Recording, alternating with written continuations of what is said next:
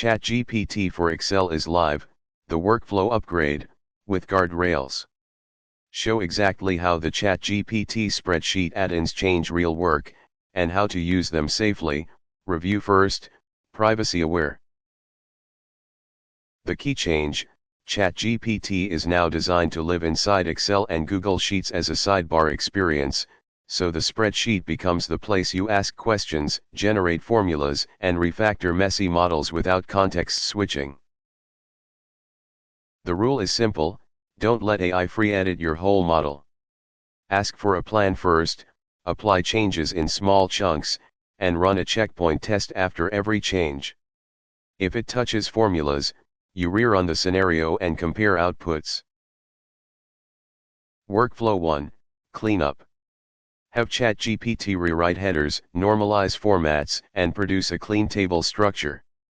Workflow 2, Explain. Ask it to describe what a workbook does, where inputs live, and what outputs depend on, so a new operator can onboard fast. Workflow 3, Formula Scaffolding. Draft a scenario table and the formulas that connect it. Workflow 4, Chart Generation.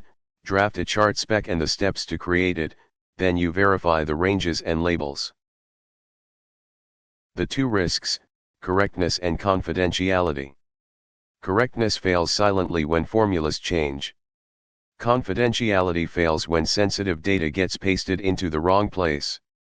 The safe rule: assume anything sensitive needs your org's approval and policy clarity before you use an add-in. Don't roll this into the finance model first. Pilot in a non-critical spreadsheet, define an eval checklist. Does it change outputs? Does it introduce new tabs? Does it explain assumptions?